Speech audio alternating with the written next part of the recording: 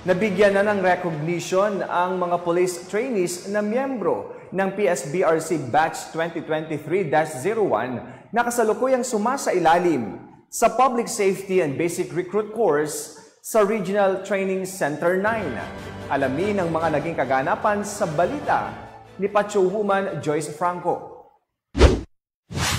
Matagumpay na naidaos ang recognition rights ng Public Safety Basic Recruit Course Batch 2023-01 Class Bagsik Alab bilang alagad ng batas sa loob ng Regional Training Center 9 sa ilalim ng pamumuno ni Police Colonel Rodrigo B. Soriano, Regional Training Director ng RTC 9 na ginanap sa Camp Pilisimo, Pasanangka, Zamboanga City noong ika-19 ng Abril taong kasalukuyan.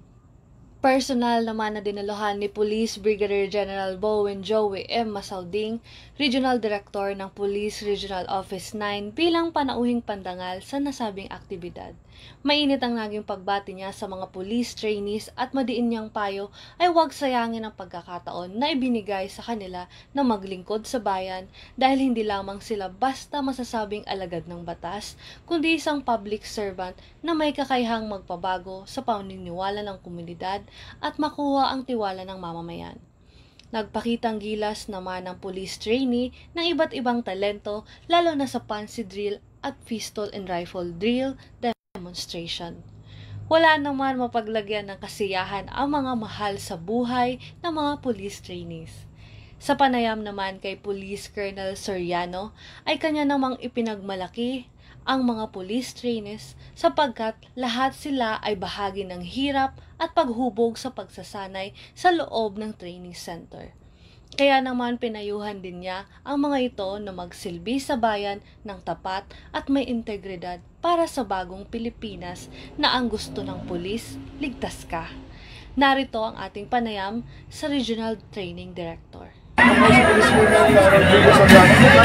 po ang Chief ng Regional Training Center 9. Nakatapos lang po ng recognition ng ating PSBRC 2023-01 Bagsik Alab.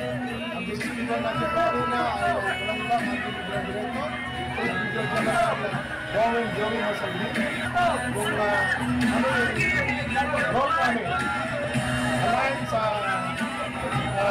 Bagong Pilipinas. Ang mantra ng ating Chief PAB sa Bagong Pilipinas, ligtas ka. Ang role po namin dito sa Regional Training Center ay napakalaga. Kasi kami po yung maghuhubo sa mga kapulisan na bagong pasok from their civilian life. Dito po sila unang papasok. Dito, very critical ang aming role. Kailangan ibigay namin sa kanila ang sapat na kaalaman, ang sapat na skills, at ang disiplina na kailangan ng bawat pulis. Hindi lang dito sa Regional Training Center 9, kundi sa buong bansang Pilipinas. Ang Regional Training Center 9 ay patuloy na lilinangin ang bawat kapulisan na maging matatag na tagapagtaguyod ng kapayapaan at kaayusang pampubliko sa ating bansa tungo sa isang maunlad na bagong Pilipinas. Mula dito sa Zamboanga Peninsula, ako ang inyong PNL correspondent, Patrolwoman Joyce Franco, alagad ng batas, tagataguyod ng balitang pulis. Maraming salamat, Patrolwoman Franco. Ayan.